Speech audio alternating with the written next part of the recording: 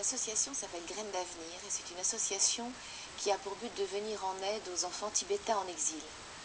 Comme vous le savez, comme on le sait, comme plus personne ne peut l'ignorer, en tout cas depuis quelques mois où le scandale de ce qui se passe au Tibet a éclaté, les enfants tibétains ne peuvent pas être éduqués dans leur culture et les parents sont obligés de s'en séparer pour leur donner une chance d'être libres et d'être éduqués dans cette culture qui, à mon sens, ne fait pas le même adulte. Les enfants éduqués dans cette culture apprennent des choses tellement essentielles, tout petits, que forcément ils ne grandissent pas de la même façon dans leur cœur.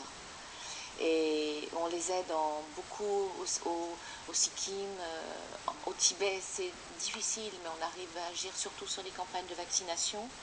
On agit beaucoup en Inde, au Ladakh aussi et aux Zanskars, où les Tibétains, en fait, puisque c'est la culture tibétaine, la culture bouddhiste tibétaine, mais où ils sont libres, à la différence du Tibet.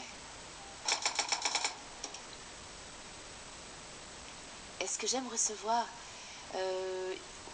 oui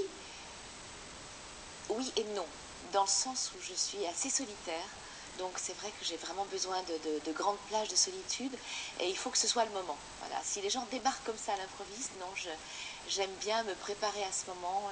J'aime pas. Autant j'adore les situations improvisées, mais je ne peux pas passer tous mes jours, mes journées à recevoir. Non,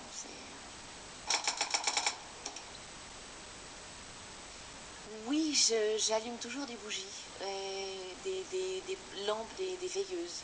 J'aime beaucoup les éclairages d'ambiance. Et j'ai aussi une fontaine qui dégage de la fumée, de la vapeur d'eau en fait.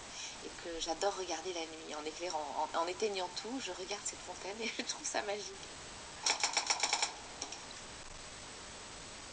Dans la salle qui est réservée à la gymnastique et à la méditation, avec mon petit hôtel où j'ai des objets un peu symboliques et des photos de maîtres que j'admire et qui sont des références pour moi, et des photos de gens que j'aime, qui sont aussi bien de là-haut que d'ici.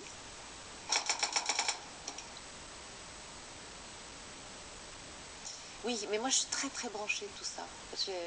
Je pense que c'est important de se dire qu'on fait partie d'un tout, qu'on est d'abord soi-même, qu'on est énergie, et qu'il y a forcément des ondes qui ne sont pas bienfaisantes, qui sont contraires à une bonne circulation énergétique. Oui, ça me semble évident. On fait beaucoup d'erreurs par méconnaissance, mais comme toujours. Si on fait des erreurs, c'est par ignorance, c'est pas parce qu'on se dit oh tant pis. Il y en a qui se disent oh tant pis, même s'ils savent, parce que ça les arrange pas, mais c'est une erreur, parce qu'en fait il faut tenir compte de tout ça, je crois.